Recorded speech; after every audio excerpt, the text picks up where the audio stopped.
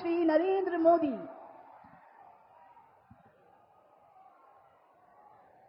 बिहार के स्वाभिमानी और मेहनती भाई बहन, आप सभी के प्रणाम। बिहार के राज्यपाल श्रीमान आरिफ मोहम्मद खान जी, हमारे लोकप्रिय मुख्यमंत्री श्री नीतीश कुमार जी, केंद्रीय मंत्रिमंडल में मेरे साथी श्री जीतन राम मांझी जी, ललन सिंह जी, गिरिराज सिंह जी,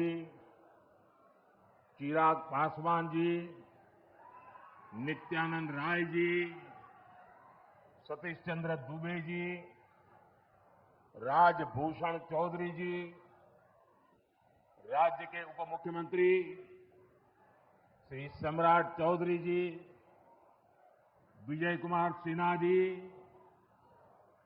उपस्थित अन्य मंत्रीगण, जनप्रतिनिधिगण और बिहार के मेरे प्यारे भाई और बहनों,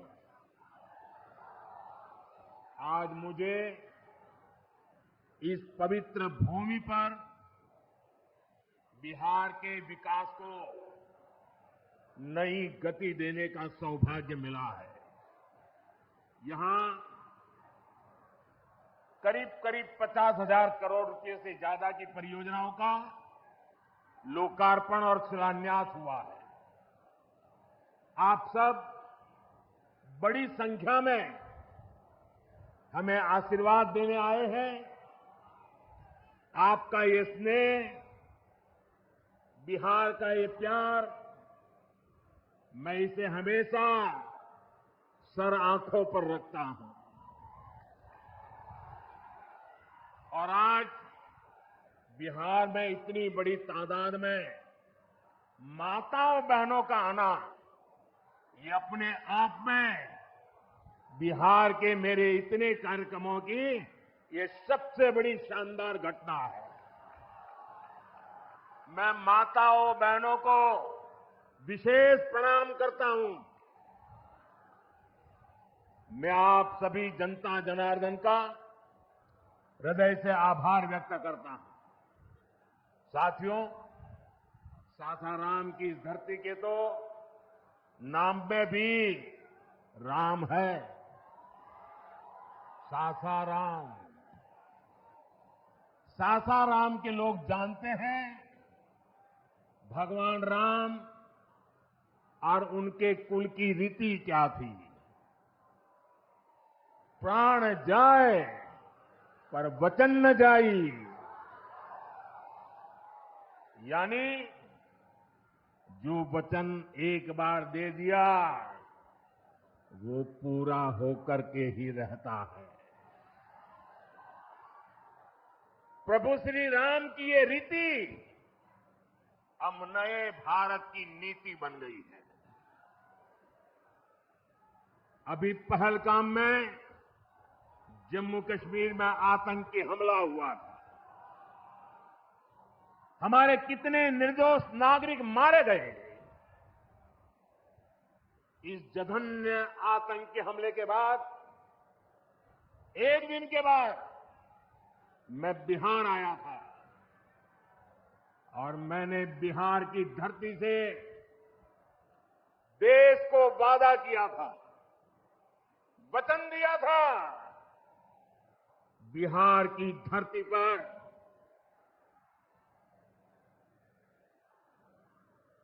आंख में आंख मिलाकर हमने कह दिया था, आतंक के आकाओं के ठिकानों को मिट्टी में मिला दिया जाएगा।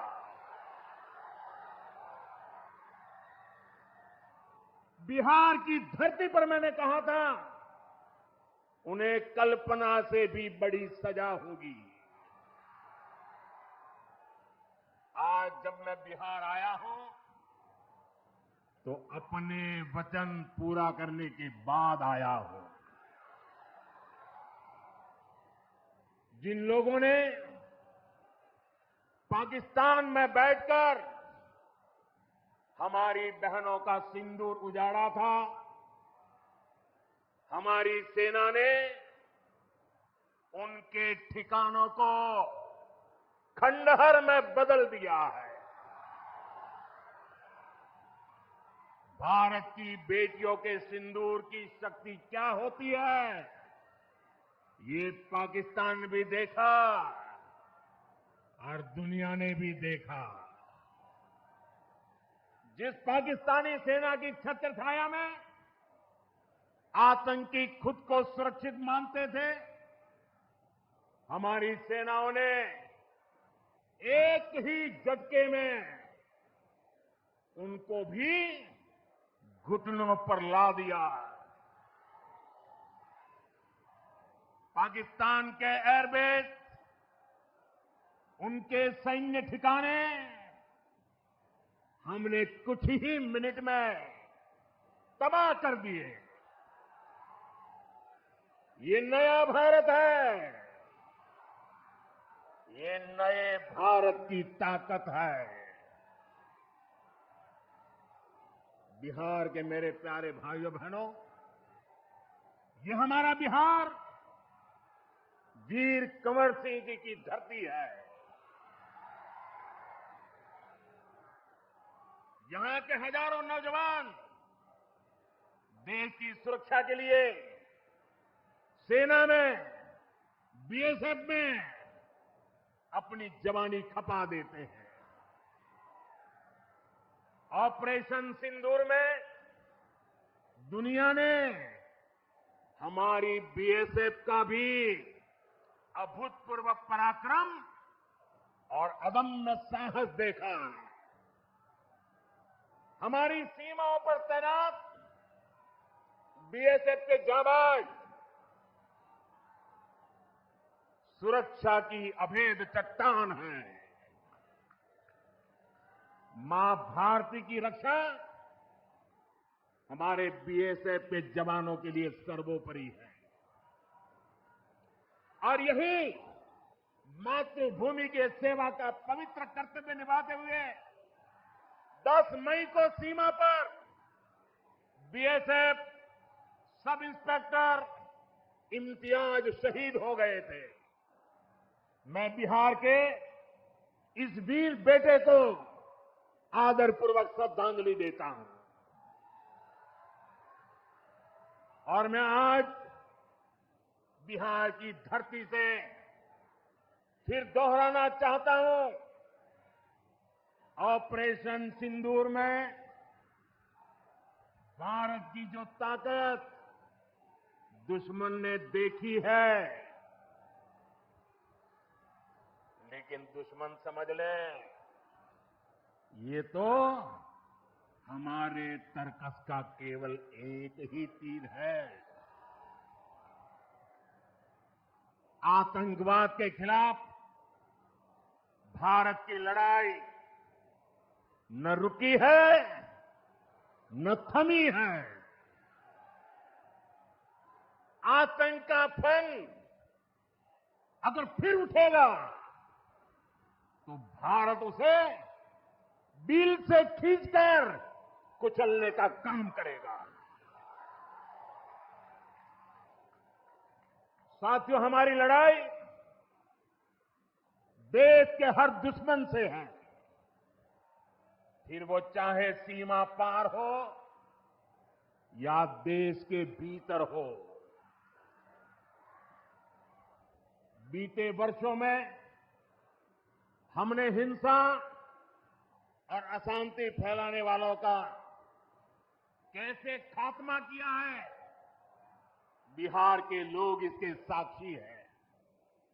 आप याद करिए, कुछ साल पहले तक सासाराम, कैमूर और आसपास के इन जिलों में क्या हालात थे।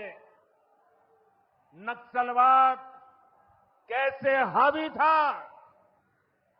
मुंह पर नकाब लगाए, हाथों में बंदूक थामे नक्सली कब कहां सड़कों पर निकल आए, हर किसी को ये खौफ रहता था।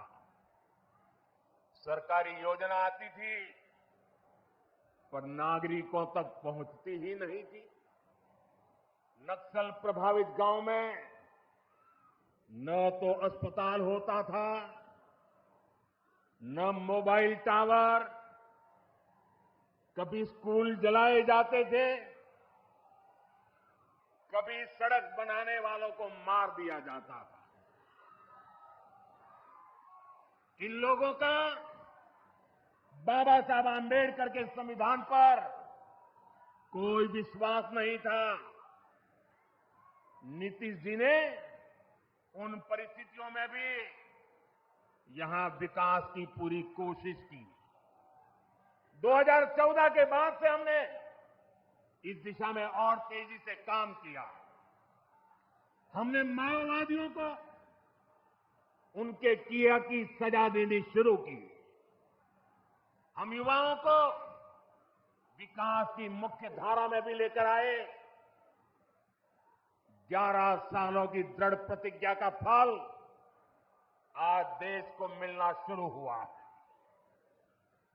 2014 से पहले देश में 125 से ज्यादा जिले नक्सल प्रभावित थे। अब सिर्फ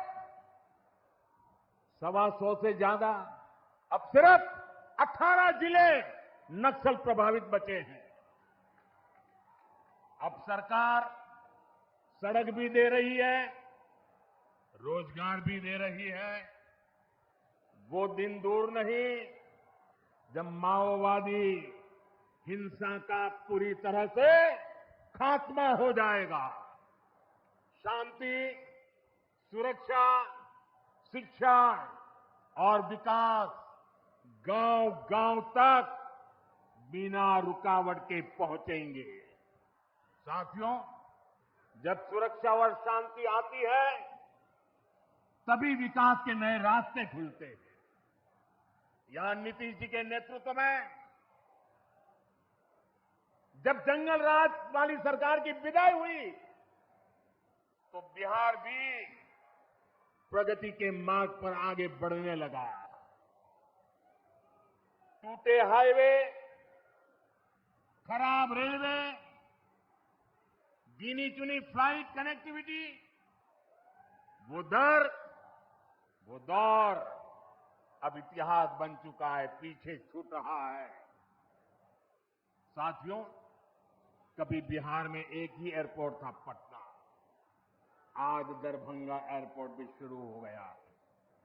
अब यहां से दिल्ली, मुंबई, बेंगलुरु जैसे शहरों की फ्लाइट मिलती है। बिहार के लोगों की लंबे समय से मांग थी कि पटना एयरपोर्ट के टर्मिनल को आधुनिक बनाया जाए। अब ये मांग भी पूरी हो गई है। कल शाम मुझे पटना एयरपोर्ट की नई टर्मिनल बिल्डिंग का लोकार्पण करने का सौभाग्य मिला है।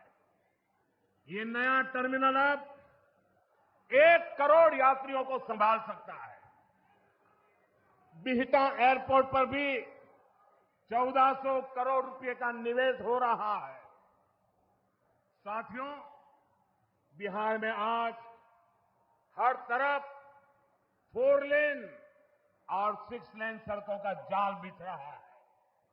पटना से बक्सर, गया जी से डोभी, पटना से बोधगया जी, पटना, आरा, सासाराम, ग्रीनफील्ड कॉरिडोर, हर तरफ तेजी से काम हो रहा है।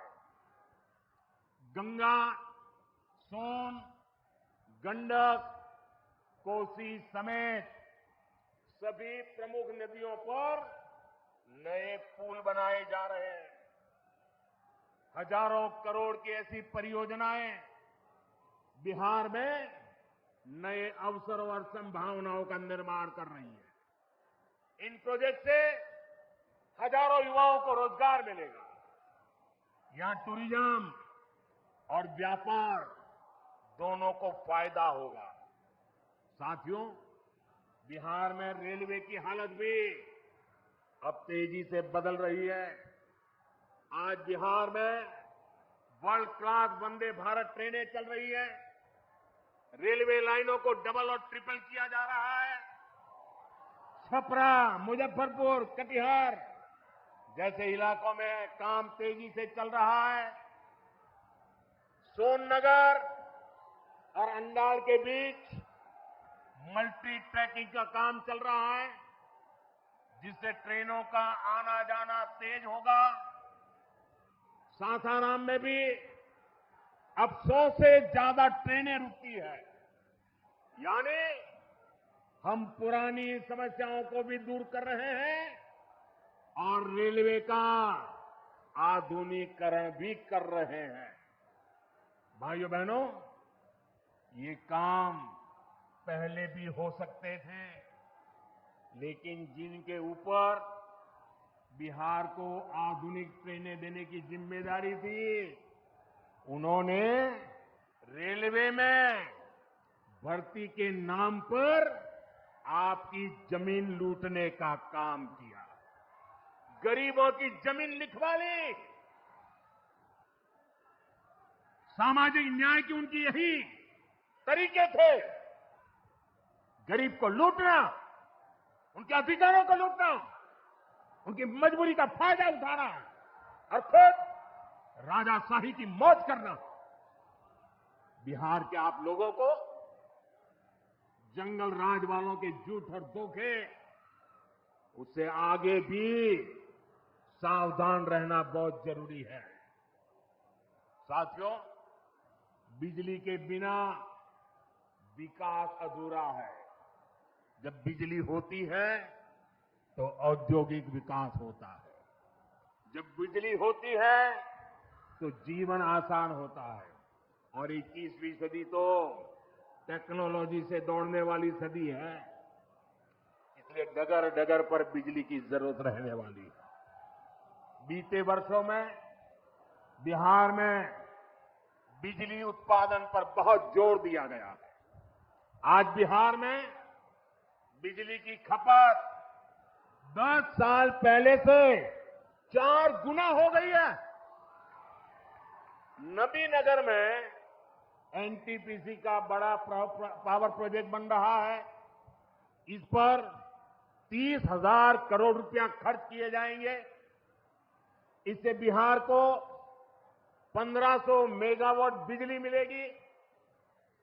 बक्सर और पीर पैंती में भी नए थर्मल पावर प्लांट शुरू हो जाएंगे। भाइयों बहनों, अब हमारा ध्यान भविष्य की ओर है। हमें बिहार को ग्रीन एनर्जी की ओर लेकर जाना है और इसलिए कजरा में सोलर पार्क का निर्माण भी हो रहा है। पीएम कुसुम योजना के तहत सौर ऊर्जा से किसानों को कमाई के विकल्प दिए जा रहे हैं। रिन्यूएबल एग्रीकल्चर फीडर से खेतों को बिजली मिल रही है। हमारे इन प्रयासों का असर है कि यहां के लोगों का जीवन बेहतर हुआ है। महिलाएं खुद को सुरक्षित महसूस कर रही है। साथियों, जब राज्य में आधुनिक इंफ्रास्ट्रक्चर आता है तो सबसे ज्यादा लाभ गांव, गरीब किसान और छोटे उद्योगों को होता है, क्योंकि वो देश विदेश के बड़े बाजारों से जुड़ पाते हैं।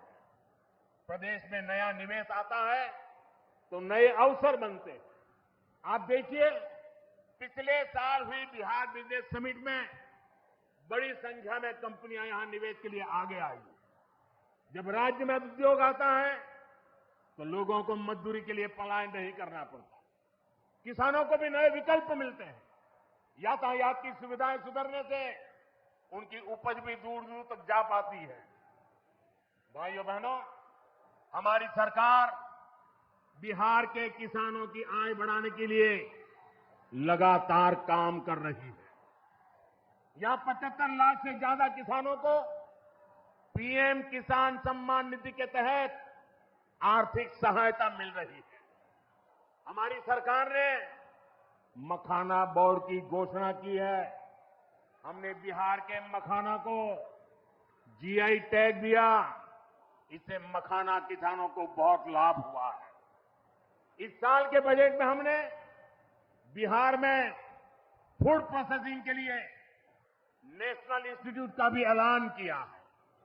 अभी 2-3 महीने पहले ही कैबिनेट ने 2-3 दिन पहले ही कैबिनेट ने खरीफ के मौसम के उसके लिए धान समेत 14 फसलों की एमएसपी को बढ़ाने को मंजूरी दी है। इससे किसानों को अपनी फसलों का बेहतर दाम और आमदनी भी बढ़ेगी।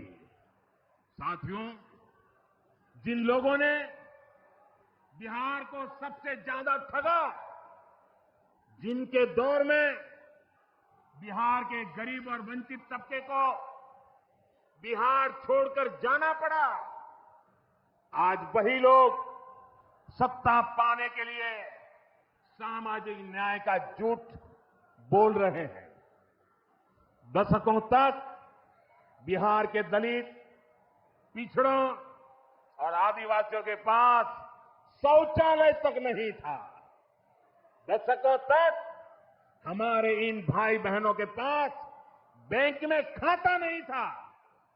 उन्होंने बैंकों में उनके लिए तो एंट्री बंद थी, दरवाजे तक भी घुसने नहीं दिया जाता था। दलित और पिछड़ा वर्ग के ही सबसे ज्यादा लोग झुग्गी झोपड़ी में जीवन गुजारा करते थे, उनके पास पक्का घर तक नहीं था, वे बेघर थे। करोड़ों लोगों के सर पर छत तक नहीं थी।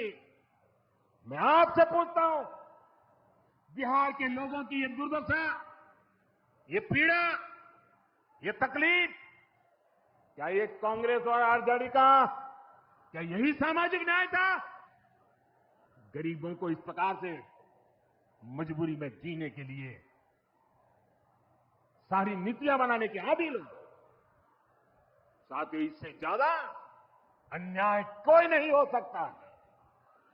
कांग्रेस और आरजेडी वालों, इन्होंने कभी दलित, पिछड़ा की इतनी तकलीफों की चिंता तक नहीं की। ये लोग विदेशियों को बिहार की गरीबी दिखाने के लिए घुमाने लाते हैं। अब जब दलित, वंचित और पिछड़ा समाज ने कांग्रेस को उसके पापों की वजह से छोड़ दिया है, तो इन्हें अपना अस्तित्व बचाने के लिए सामाजिक न्याय की बातें याद आ रही है। भाइयों बहनों, बिहार में और देश में सामाजिक न्याय का नया सवेरा एनडीए के दौर में दिखा है। हमने गरीब तक जीवन से जुड़ी मूलभूत सुविधाएं पहुंचाई है। हम इन सुविधाओं को 100% लाभार्थी तक पहुंचाने के लिए काम कर रहे हैं।